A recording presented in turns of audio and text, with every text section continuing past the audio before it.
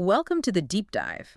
This is the place where we take stacks of sources, research, and analysis and turn them into the most efficient, interesting, and thorough understanding you can get on a single topic. And today we are deep diving into a state that is just a stunning paradox. Utah. It really is. It's a study in convergence and, I think, contradiction. Absolutely. You just look at the official state identity to start. The nickname is the Beehive State, and the motto is just one word: industry. Right. That immediately makes you think of a tight, organized, super collaborative community all built around this intense work ethic. And then you look at the map. And the paradox just smacks you in the face. Utah is vast. It's the 13th largest state by area in the entire country. Huge. Mostly wilderness, but it's the 11th least densely populated. And here's the kicker. 75%. 3/4 of its entire population is jammed tightly together in one single narrow urban corridor. That's the challenge, for our deep dive today. We have to figure out how Utah's brutally demanding geography, its completely unique religious history. Which is rooted in dissent and this kind of utopian ambition. Exactly. And its rapid modern economic growth have all collided to create a state that's defined by this intense managed concentration on one hand and these profound, beautiful extremes on the other. We've got sources covering everything from, ancient indigenous settlements all the way up to the mechanics of modern flash memory chips. So let's start with a few snapshot stats just to define the scope. Geographically, Utah is one of the four corners states, obviously, but it's part of a really unique trifecta. Yeah, this is a great little piece of trivia. It is. Utah, along with Colorado and Wyoming, are the only three U.S. states defined exclusively by straight lines. Latitude and longitude coordinates. Right. It was basically just sliced out of the map by the federal government, not carved by natural features like rivers or mountains. Yeah. And that, as we'll see, often becomes a source of political tension. So a rigid box on the map, but the population inside that box is anything but static. It's explosive. Since the 2010 census, Utah has consistently been the fastest growing state in the nation, period. And that growth isn't just in Salt Lake City, right? It's radiating out. Oh, absolutely. Yeah. You saw St. George down south become the fastest growing metro area in the country between 2000 and 2005. And now the Heber micropolitan area is just spiking, ranking as the second fastest growing nationally. And all that growth is fueling a really dynamic economy that it sort of defies the typical Western state stereotypes. They're crushing it economically. They really are.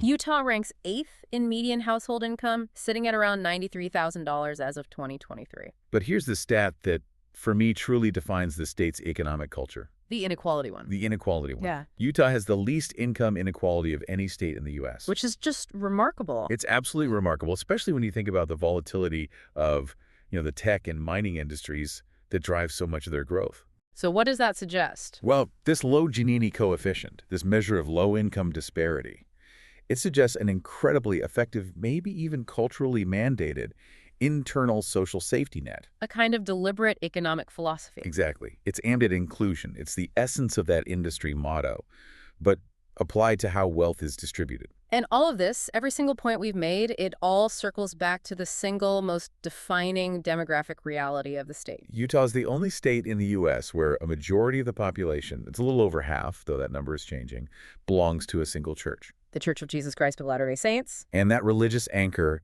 influences every single facet of life there. Government, social norms, those economic stats we just cited. It's the central engine of the state. So we're launching into a deep dive on how faith, fire, the desert heat and ice, the mountain snow all coexist in this really unique American experiment. Let's start at the very beginning, the foundation of the land. Let's unpack this, starting with the land's name. Utah itself is so deeply rooted in the geography. It is. The name comes from the Ute tribe, and it has long been translated as people of the mountains. But it's a name chosen by outsiders, which is a really important historical distinction to make. It is.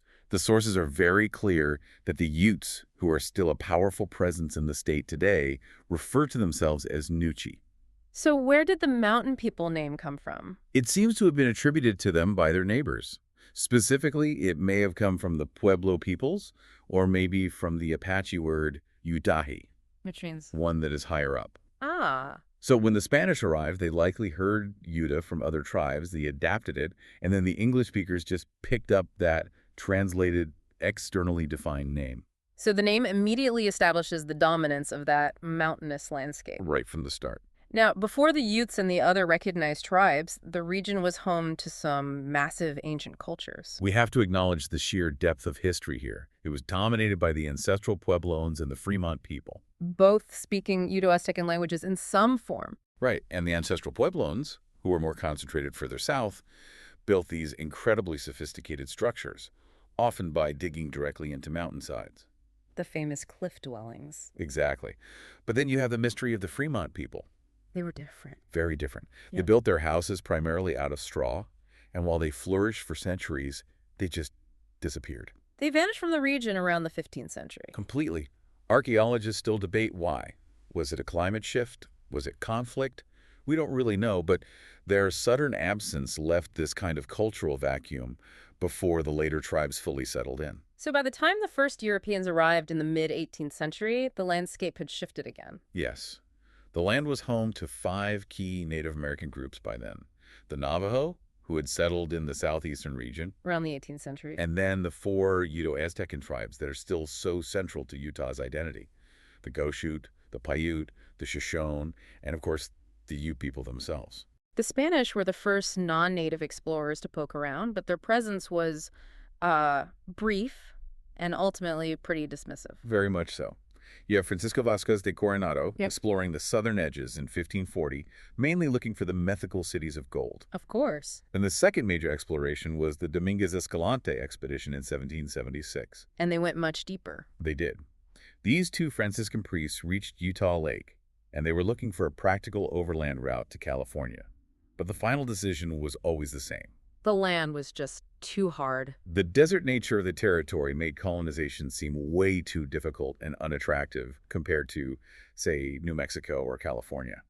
So the geography itself acted as a kind of security wall. It did. For the next 100 years, the land remained largely untouched by permanent European settlement. It became part of newly independent Mexico in 1821, and then came the era of the fur trappers and traders. And that's when the names we recognize today start to appear on the map. Exactly. We have Etienne Provost, a French-Canadian trapper who visited in 1825. He lends his name to the city of Provo. And Ogden? That comes from Peter Skeen Ogden, another Canadian explorer. These were tough men, traversing a really dangerous landscape. And the Great Salt Lake, the centerpiece of the state, was first sighted by an English speaker, a very famous one, in 1824. That was Jim Bridger, The legendary mountain man. the one and only. He was the first known English speaker to see this massive briny expanse. And famously, he was so shocked by the size and the saltiness of the water that he thought it was an arm of the Pacific Ocean. Easy mistake to make, I guess. Well, that discovery put the area on the map for migrants, but still mostly just as a rest stop on the way to Oregon or California. The history of Utah, as we really know it, pivots entirely on a single moment: the arrival of the Mormon pioneers. This is where the desire for religious freedom meets the desire for extreme isolation. Brigham Young led the first vanguard of the LDS pioneers into the Salt Lake Valley on July 24, 1847. And they weren't looking for California gold. They weren't looking for rich farmland. They were explicitly seeking a place so remote and so undesirable. That the persecution they'd suffered in places like Illinois and Missouri would finally end. Exactly. But the immediate reality of that Salt Lake Valley, this desert basin, was just a horrific struggle for survival. Survival was not guaranteed. They had to immediately engineer these massive irrigation systems to make the arid desert land bloom. An incredible undertaking. It required immense organization and faith. The sources paint a really grim picture of that first year, including a measles outbreak in the winter of 1847, where the settlers buried 36 Native Americans in a mass grave. Just a brutal start to this new society. It was. And there's an unavoidable, very painful contradiction in the pioneers' move for religious liberty that the sources are clear about: the presence of African slavery. It is a profound historical irony, and it's a critical piece of Utah's history.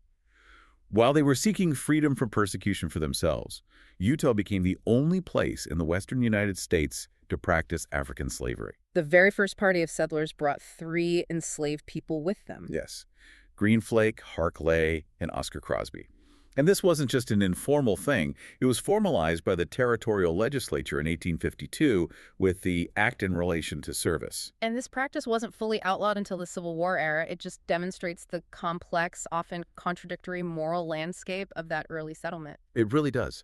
So despite all the hardship, these settlers held this colossal, almost impossibly ambitious vision for their future. A vision rooted in a belief that this was their promised land. Right. After the U.S. annexed the region from Mexico in 1848, they immediately applied for statehood. But not for the territory we know today. No, for the enormous state of Deseret. Which would have encompassed nearly all of modern Utah, Nevada, and big chunks of Colorado, Wyoming, Idaho, and California. It's just a massive territory. And that brings us back to the state's core identity, the symbolism of Deseret. Deseret in the Book of Mormon means honeybee, and this is the foundational metaphor for the entire state's culture. Collaboration, industry. And making a resource-poor environment thrive through intense, organized labor. That's why the state motto is industry, and the beehive is the emblem. It's an ideological mission statement wrapped up in a logo. But the U.S. government quickly put a stop to that ambition. They did not get Deseret. No. In 1850, the Compromise of 1850 created the much-reduced Utah Territory, named after the Ute tribe. Fillmore was briefly the first capital, but Salt Lake City took over by 1856. And the central point of contention, the thing that blocked statehood for decades, was the practice of plural marriage? Polygamy. Yeah. Which the LDS Church endorsed at the time. This tension ultimately exploded into a full-blown military confrontation, the Utah War of 1857. Often called Buchanan's blunder. Right. This was a direct conflict rooted in anti-Mormon sentiment nationally, fueled by stories about polygamy. President James Buchanan, trying to reassert federal authority, sent a secret military expedition to replace Crum Young as the territorial governor. And Young responded by ordering the evacuation of Salt Lake City and basically waging a guerrilla war against the approaching troops. A policy of harassment, yeah. Oh. Burning supply wagons, stampeding livestock. And this turbulent, paranoid period also saw one of the darkest events in American Western history. Absolutely. Amidst the chaos and the fear of a federal invasion, the Mountain Meadows Massacre occurred in September 1857. A group of about 120 American settlers on their way to California were murdered by the territorial militia, aided by some local Paiute Native Americans. It remains an incredibly painful, complex tragedy, but it reflects the intense paranoia and violence of that era. The military presence, even after that initial conflict subsided, ended up being an unexpected economic engine for non-Mormons. It did. After the Civil War started, the federal troops withdrew, but they were later replaced by California volunteers led by a Colonel Patrick E. Connor in 1862. And Connor was no friend to the Mormons? He hated the LDS-dominated culture. He established Fort Douglas just east of Salt Lake City, and his deliberate strategy was to encourage his troops to prospect for minerals. He wanted a gold rush. He wanted an influx of Gentiles, non-Mormons, to dilute the LDS population and break the church's political dominance, and his strategy worked. Brilliantly. It triggered mining booms in places like Tua County, bringing in vast wealth and, crucially, people with no ties to the LDS Church. It reshaped the economic and social landscape forever. Meanwhile, the original Native American inhabitants were fighting for their very existence. The Black Hawk War. The Black Hawk War, which went from 1865 to 1872, was the deadliest armed conflict in Utah's history. It involved the Timpanogos Utes, led by Chief Antonga Blackhawk, fighting both federal and LDS authorities over land rights and dwindling resources. It's a reminder of the ongoing battle between the settlers and the indigenous peoples, even as the pioneers themselves were fighting the federal government. A multi-front war, really. The next major catalyst for change wasn't military, it was steel, the Transcontinental Railroad. The famous Golden Spike event at Promontory Summit in 1869. This completed the first transcontinental railroad, and it just completely eliminated Utah's physical isolation. Bringing in huge numbers of people, business investment, manufactured goods. It accelerated that cultural collision that Connor had been seeking decades earlier. But the final barrier to statehood remained polygamy. The political pressure from the East was just relentless. Yeah, driven in part by anti-polygamy literature from former Mormon women. The federal government made it absolutely clear. No statehood while the practice continued. So the LDS Church issued the 1890 Manifesto, officially abandoning plural marriage. This was the non-negotiable condition. Statehood was finally granted on January 4th, 1896, making Utah the 45th state. but only after they wrote a constitutional ban on polygamy into their founding document. Exactly. That whole history, From the desperation of 1847 to the forced compromise of 1896, it really defines Utah's perpetual tension between faith, self-determination, and federal authority. And the reason that history played out the way it did, why they clustered in one spot, why the Spanish ignored it, is all because of the landscape. It's everything. Utah sits at the convergence of three utterly different geological domains. Which is the key to its immense diversity. It's where the towering peaks of the Rocky Mountains crash into the desolate Great Basin, which then melts into the sculpted deserts of the Colorado Plateau. You can really divide the state into those three topographical zones, starting in the north where all the people live. That's the Rockies, the Wasatch and Uinta Ranges. Right. The Wasatch Range rises dramatically to almost 12,000 feet straight out of the valley floor. And Kings Peak, in the Uintas, is the state high point at over 13,500 feet. And crucially, the western base of the Wasatch Range is the Wasatch Front. The narrow strip of valleys and basins that runs north-south, and this is where 75% of Utahns must live. Why that hyperconcentration, though? It's the only reliable source of water. The snowpack. The mountains trap the snow, which melts and feeds the streams, which allows for irrigation. Historically, it was also easily defensible, and it was the only genuinely arable land in the whole territory. The mountains dictated the settlement pattern and just cemented that concentration. So then you move west away from the mountains and you hit something entirely different. The arid Great Basin. The Great Basin is classic basin and range topography. You have these isolated mountain ranges separated by vast, dry valleys. Its defining feature is the legacy of ancient Lake Bonneville. This massive freshwater lake that covered almost the entire eastern Great Basin during the Ice Age. And the remnants of that immense ancient sea are still the largest bodies of water today. The Great Salt Lake, Utah Lake, and Sevier Lake are all what remains. The Great Salt Lake, though it's huge, is kind of the salty, dying heart of the system. And the Bonneville Salt Flats, famous for land speed records. They're nothing more than the exposed high salinity bed of that ancient lake, a flat, immense, white reminder of a much wetter past. And in that same vast basin, you find geological wonders like Notch Peak. Recognized as the tallest limestone cliff face in all of North America. Just a sheer drop. So high, wet mountains in the north, arid ancient lake beds in the west, and then you have the famous, iconic landscape of the south. That's the Colorado Plateau. This is red rock country. It's dominated by Kayenta and Navajo sandstone. The entire region is one massive, dramatic erosion experiment carved out by the Colorado River and its network of tributaries over millions of years. This is what sells Utah to the world. This is the global tourism brand. This constant erosion has created the spectacular canyons, the immense slick rock, the arches, pinnacles, buttes, and mesas. And this region contains all 5 of Utah's legendary national parks. Arches, Bryce Canyon, Canyonlands, Capitol Reef, and Zion. The Mighty 5. It's an irreplaceable national treasure, but it's also incredibly fragile. Speaking of land, if we connect this to the bigger picture, the vastness and wildness of Utah come with a huge political footprint. Oh yeah, the federal government owns 63.1% of the land in Utah. That's Bureau of Land Management, national forests, national parks. All of it. And this constant federal presence creates ongoing tension with local communities and state politicians over land use, resource extraction, and grazing rights. And there is that specific detail about the national forest that really emphasizes the ruggedness of the state. This is amazing. Utah is the only state in the U.S. where every single one of its 29 counties contains some portion of a national forest. Wow. It just emphasizes how intertwined the government-controlled, high-altitude forested areas are with even the smallest local communities. Okay, now I have to tackle the core paradox. How can this state, which is primarily dry, semi-arid, or outright desert, boast the slogan, the greatest snow on Earth? Right. So the overall climate is dictated by the rain shadow effect. California's Sierra Nevada blocks the moisture, and then Utah's own Wasatch Mountains create another localized rain shadow to the east. So the lowlands are naturally very dry. But the Great Salt Lake acts as this massive atmospheric anomaly generator. All about the lake. We're talking about powerful lake effect snow. Explain how that works. The primary moisture comes from Pacific storms between October and May.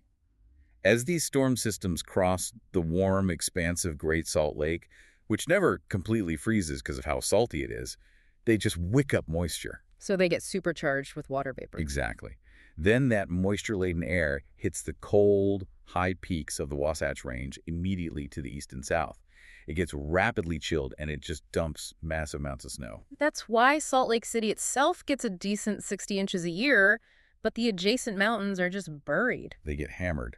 The ski resorts in the Wasatch Range can pull down up to 500 inches. That's over 40 feet of light, dry, powdery snow every year. And that unique quality, the low moisture content of the snow. That's why the slogan, "The greatest snow on Earth," has been the official marketing mantra since 1975. So the entire identity, the tourism economy, and frankly, the survival of the Wasatch Front population rely on that fragile snowpack melting slowly throughout the spring and summer to feed the reservoirs. And this is where climate change makes this whole system incredibly vulnerable. It's a serious sustainability issue. How so? Recent analysis shows that the proportion of winter precipitation falling as snow, rather than rain, has decreased by 9% over the last half-century. So the water is still falling, but it's not being stored. Less of it is being stored high in the mountains as long-lasting snowpack.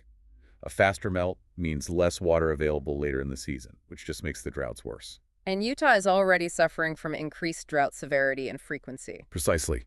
It's putting tremendous pressure on that dense population corridor, threatening agriculture and impacting the Great Salt Lake itself. It's the central physical challenge of the 21st century for the state. And the weather extremes aren't just about lack of water. They are dramatic in scope. They're wild. The temperature variation is incredible. A record high of 118 degrees Fahrenheit recorded near St. George in 2007. And the low. A staggering record low of negative 69 degrees Fahrenheit recorded in 1985 in the Bear River Mountains. That's a range of almost 190 degrees.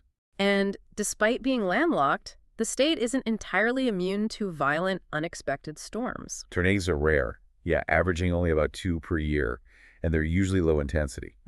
But Utah has seen some historical exceptions. I remember the Salt Lake City tornado. The F2 Salt Lake City tornado in 1999, which tore right through downtown. It caused $170 million in damage and resulted in 1 fatality. It's a stark reminder that even the arid Great Basin isn't entirely protected. Before we jump into the people, let's quickly celebrate the unique life that exists on this rugged land. Utah is home to over 600 vertebrate species, but 2 examples really stand out for their uniqueness. Ando. First, Pando, the massive clonal colony of quaking aspen in the Fish Lake National Forest. It's all genetically identical trees, all connected by one massive root system. It's considered one of the heaviest and oldest organisms on Earth. A living symbol of that deep interconnectedness and community. It really is.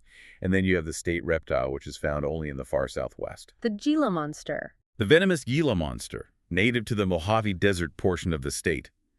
Its presence just highlights the ecological diversity, stretching from alpine peaks to deep desert. And of course, the state bird connects directly back to the founding mythology. The famous miracle of the gulls. Right. The California gull is the state bird, specifically because of the 1848 incident where the gulls supposedly flew in and decimated a massive cricket infestation that was threatening to destroy the pioneers' first crucial harvest. An essential part of the pioneer narrative of a divine intervention protecting the new settlement. It's baked into the state's DNA. That history, that geography, and that narrative of organized collective survival brings us to the unique demographics of modern Utah. And we keep coming back to that concentration of population along the Wasatch Front. That corridor, Salt Lake, Utah, Davis, and Weber counties, is the functional state. It's the economic, cultural, and political center. But like we said, the population is expanding, especially south towards St. George in Washington County. St. George, known historically as Dixie. Yes.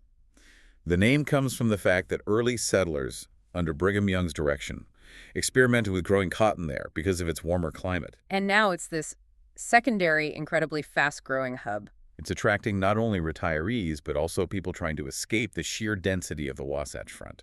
So if we connect this to the bigger picture, the LDS Church, headquartered in Salt Lake City, remains the single most powerful cultural force. Oh, its influence permeates every level of Utah life, social norms, political priorities, daily expectations. It shapes the environment in a way that's really unmatched by any other religious body in any other state. But the sources indicate that urban Utah is changing rapidly, that majority is slowly but surely declining. We're definitely seeing a trend toward greater religious diversity, particularly in the core metro areas. LDS membership declined from about 63% in 2017 to under 61% in 2019. And that's due to immigration and rising secularism. Right. And Salt Lake County itself is now considered minority Mormon, meaning less than half of its residents are members. The diversity is growing, but the cultural structure established by the church remains firmly in place. Let's discuss the specific, often positive, social metrics that are driven by this highly structured culture. This is where the unique philosophy of the state really shows up in the data. It drives some really phenomenal statistics. Utah consistently has the highest total fertility rate in the U.S. That's a direct consequence of the cultural emphasis on family structure. And that young demographic, combined with the focus on community support, Results in Utah having the lowest child poverty rate in the entire country. and that collective organized principle, the industry motto, applies directly to economics. Absolutely. The high ranking in charitable giving is a direct output of the cultural expectation of tithing giving 10% of one's income to the church. So Utahns rank first in the U.S. in the proportion of income given to charity by the wealthy. Which reflects a kind of mandated form of wealth distribution that directly contributes to that lowest income inequality statistic we saw earlier. It creates an internal voluntary redistribution system that keeps the floor high for everyone. And naturally, they have the highest church attendance. 51% weekly church attendance, which is massive. They're up there with deeply religious southern states like Mississippi and Alabama in terms of people reporting they are very religious. It's a profoundly active religious community. And yet, amidst all these impressive social cohesion metrics, there is the massive contradiction of antidepressant prescriptions. This is one of the most studied and debated statistics about Utah. A 2002 national prescription drug study found that antidepressant drugs were prescribed in Utah at nearly twice the national average rate, Making it the highest in the country? the highest in the country. So why? Why is the prescription rate so high if the actual reported rates of clinical depression are no higher than the national average? This raises some really important cultural questions. One hypothesis is this concept of cultural conformity. Meaning? Well, in a highly communal and structured society, there can be immense pressure to maintain the appearance of happiness and spiritual health. So if you're struggling, If you feel unable to openly discuss struggles with anxiety or depression, the path of least resistance becomes the medicalized solution, a prescription, rather than a public admission of weakness or failure to meet that societal ideal. it suggests an incredible tension between the outward presentation of this utopian community and the private reality of mental health challenges. That internal friction is a critical aspect of Utah's culture. Of course, another theory suggests that the access to good health care and a culture that trusts medical professionals means people are simply more likely to seek and fill prescriptions compared to other states. Interesting. But regardless of the reason, it stands as a real counterpoint to the idea of total social harmony. Let's look at ancestry and language, which also reflect those original migration patterns. The top ancestry groups tell the story of that 19th century influx. English is dominant at 26%, followed by German, 11.9%. and a really strong Scandinavian presence. Danish, Swedish, Norwegian at almost 12%. This reflects the targeted missionary work the LDS Church conducted in Northern Europe. And the local dialect, Utah English, even contains these historical echoes. It does. Yeah. Utah English is primarily a fascinating merger of Northern and Midland American dialects, reflecting where the early saints came from: New York, Ohio, Illinois. And we mentioned the chord card merger. Can you unpack that for a minute? It sounds a little academic. Sure, essentially in most American dialects, the vowel sound in a word like card and the vowel sound in a word like chord are distinct. Versus or. Right. But in parts of Utah, especially the Central Valleys, they merge. So words like barn and born might sound phonetically very similar or sometimes nearly identical to a listener from outside the state. It's a subtle linguistic marker of that unique settlement history. Now, one of the state's biggest labor assets is also tied directly to its core faith, the high rate of bilingualism. 1/3 of Utah's workforce is reported to be bilingual, which is an extraordinary statistic for a generally monolingual country. And this is primarily because of the massive global missionary effort of the LDS Church. That's the main driver. Young people return from 2 years serving in places like Argentina, Japan, or Germany, completely fluent in the local language. And those language skills, combined with the leadership, resilience, and logistical experience they gain on the mission, create this ready-made asset pool for international business. And for the burgeoning tech sector, it's a massive competitive advantage. Spanish remains the top non-English language spoken at about 7%, reflecting both missionary assignments and modern immigration. That entrepreneurial spirit is clearly alive and well. Utah has moved far past its historical reputation as merely a mining and ranching state. It's now recognized as a high-tech powerhouse. It's been dubbed the new economic Zion because the economy is so knowledge-based and diversified. The key drivers are transportation, IT and research, government services, and that huge tourism engine. And this diversification is why they have weathered national downturns so well. Let's talk about the tech sector, which is clustered right along that dense population spine. The Wasatch Front is a serious major tech hub, often referred to as Silicon Slopes. Right. The state has successfully attracted and grown major tech companies and startups. Here's a startling specific. 1 out of every 14 flash memory chips manufactured globally is produced in Lehi, Utah. That's incredible. That speaks to high-value manufacturing and advanced research. It does. And a huge factor is that culture we just talked about. The missionary experience. The sources suggest that it fosters leadership, logistical planning, and extreme risk tolerance as young adults are placed in these unfamiliar, demanding environments. And the high density of trusted networks and community investment allows startups to find funding and collaborators quickly. The organizational nature of the faith naturally translates to organizational success in business. And one of the less traditional but highly significant economic sectors that thrives here is multi-level marketing, MLM. MLM is a significant cultural outgrowth. These companies that rely on network-based sales and recruitment. Often focused on health or domestic products. Right. They flourish in Utah. The model aligns perfectly with the state's high social network density, the cultural emphasis on domestic roles, and the established community trust. It's an economic structure built on those tight, organized community ties. And while the economy is future-focused, the industrial backbones are still huge. Mining hasn't gone anywhere. Mining remains a powerhouse, symbolized by the Bingham Canyon Mine, the Kennecott Copper Mine, which is one of the largest open-pit mines in the world. And they're still extracting copper, gold, silver, zinc, lead. And energy extraction remains significant, particularly in eastern Utah. Fossil fuels, coal, petroleum, natural gas are still major economic players. Utah's actually energy independent. It extracts more coal and generates more electricity than it consumes. But the future energy potential, given the solar exposure and wind resources, is astronomical. It is. The state has immense renewable potential. The sources highlight a potential of over 30 terawatt-hours per year from wind power and a staggering 10,000 terawatt-hours per year potential from solar. Solar is a game changer there. It should be. And this huge potential contrasts sharply with the state's current energy reliance. And the state has plans for its first nuclear plant. The controversial Blue Castle project, planned near Green River.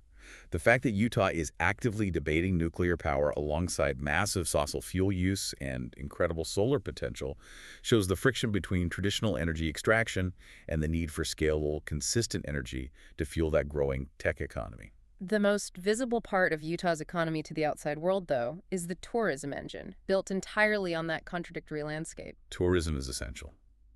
With the mighty 5 national parks, Utah has the third most national parks in the U.S., trailing only Alaska and California. The branding is intense and necessary to draw people in. You see the slogans everywhere. The greatest snow on earth has been the official license plate prominent slogan for the ski industry since 1975. The current official state slogan is Life Elevated. Trying to capture that high-quality, high-altitude, rugged experience. Exactly. And beyond the natural parks, you have key draws like the Moab area, which is a globally renowned hub for extreme sports mountain biking, the annual Jeep Safari. And culturally, Temple Square in Salt Lake City. The world headquarters of the LDS Church. It's huge, ranking as the 16th most visited U.S. attraction, drawing over 5 million people annually. And, of course, the cultural cachet of the Sundance Film Festival. Held in Park City since 1978, it's the largest independent film festival in the U.S. It provides enormous global visibility. Although, we have to note, there's been recent news that Sundance is planning a move to Colorado starting in 2027. Which would be a definite blow to Utah's cultural tourism brand. All this economic activity requires constant, high-efficiency movement, which is tough in a state defined by mountains and desert. Transportation is defined by its efficiency in that corridor. The intersection of Interstate 15 and Interstate 80 near Salt Lake City is one of the busiest in the Mountain West. I-15 is the lifeblood of the Wasatch Front. But then you have I-70, which is the definition of solitude. I-70 is fascinating. The 103-mile stretch between Salina and Green River is the country's longest stretch of interstate without any services. Wow. When it was completed in 1970, it was the longest stretch of entirely new highway constructed in the U.S. since the Alaska Highway in 1943, built right through terrain previously considered impassable. And to handle the population concentration, the public transit system has to be robust. The Utah Transit Authority, or UTA, has aggressively expanded. They operate TRX, the light rail system serving Salt Lake County, and the Frontrunner commuter rail, connecting the entire Wasatch Front from Ogden down to Provo. A crucial system for managing that density. And finally, Salt Lake City International Airport, a major hub for Delta Airlines, is recognized for its exceptional performance, consistently ranking first in on-time departures among major U.S. airports. So when we turn to the law and government, we see the direct political consequence of that dominant faith, which makes Utah one of the most reliably conservative states in the U.S. It is overwhelmingly Republican. Utah hasn't voted for a Democratic presidential candidate since 1964. And the structure reflects this. Only 3 governors since 1949 have not been members of the LDS Church. Right. The current governor, Spencer Cox, and the lieutenant governor are elected concurrently, maintaining that unified conservative leadership. But what's fascinating here is that while the modern state is defined by social conservatism, it actually has this deeply progressive historical root when it comes to fundamental rights. This is one of the biggest surprises in Utah's history. In 1870, Utah granted full women's voting rights. Making it the second place in the U.S. to grant women's suffrage, second only to Wyoming. It was a groundbreaking moment, but the right was quickly snatched away. Why? The suffrage issue became a political weapon in the larger conflict with the federal government over polygamy.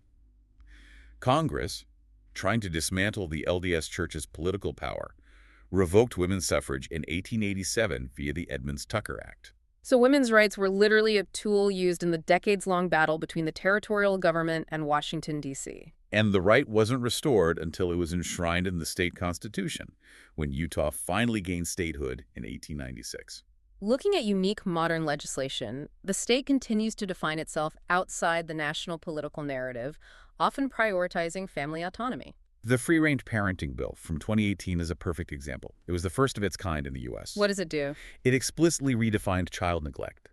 It legally states that parents allowing children certain unsupervised activities like playing alone at a park, walking home from school, or waiting briefly in a car are not considered neglectful. It's a legislative pushback against the intense scrutiny modern parenting often faces. Moving to criminal justice, Utah has a distinctive and somewhat morbid history regarding the death penalty. Capital punishment is legal for aggravated murder, and Utah holds the unusual distinction of being the first state to resume executions after the 1972 national moratorium ended. The execution of Gary Gilmore by firing squad in 1977. And in fact, Utah is only one of 2 states in U.S. history to have ever carried out executions by firing squad, which reflects a unique historical adherence to frontier justice methods. Okay, now we have to address the morality laws, the most pervasive reflection of the religious culture on daily life, particularly regarding alcohol. Utah maintains some of the strictest alcohol laws in the nation.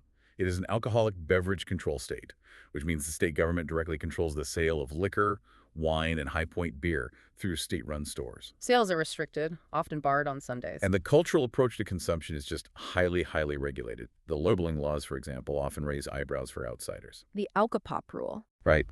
Fruity or sweetened alcoholic drinks must carry special labeling in capitalized bold type, clearly informing consumers of the alcohol content. It's designed to make sure consumers, especially younger ones, are fully aware of what they're buying. But the most significant national anomaly regarding alcohol affects every single person who drives within state lines. This is critical for anyone visiting. Utah's is the only state in the U.S. that imposes a maximum blood alcohol content limit of 0.05% for drivers, which is significantly lower than the 0.08% limit used in every other state. The change was controversial, but it was passed based on safety data and driven by the state's moralistic political climate. It's a huge distinction. And in terms of other vices? Gambling is strictly outlawed. Utah and Hawaii are the only 2 states that prohibit all forms of gambling. No lottery, no casinos, no sports betting. Nothing. Again, a clear reflection of the dominant conservative social norms. Given that deep conservative history, the state's evolution on LGBTQ rights has been surprisingly quick and significant in the last decade. The shift is really remarkable. Same-sex marriage became legal following the 2014 federal ruling. More recently, the state legislature repealed the anti-sodomy law in 2019. And more importantly, Utah has passed statewide anti-discrimination laws covering both sexual orientation and gender identity in employment and housing. That's a major step for a state with this reputation. And they also banned conversion therapy for minors. If we connect this to the bigger picture, this evolution reflects a major cultural shift and a specific brand of Utah bipartisanship. Public support for anti-discrimination legislation has grown dramatically, reaching 74% in a 2019 survey. And the demographics of Salt Lake City reflect this change. It now boasts one of the largest LGBTQ populations among the top 50 metro areas. So let's delve into that underlying political landscape, the tension between the official political neutrality of the LDS Church and the overwhelming Republican dominance. It's a nuanced structure. The majority of Utah voters are actually registered as unaffiliated. 29%.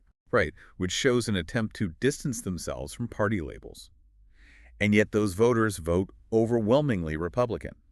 50% are registered GOP. So why does the perception persist that the Republican Party is the natural choice for members of the LDS faith, even though the church officially remains neutral? Political scientists suggest this is driven by national politics.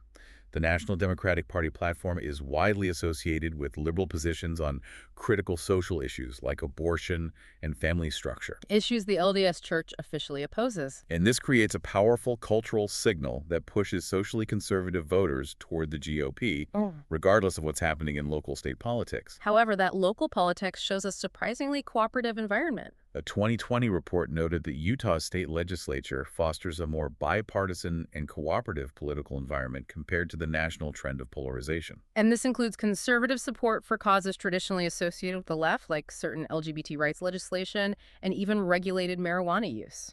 It suggests Utah's conservatism is often rooted in a moralistic, community-focused character rather than a purely partisan or libertarian one.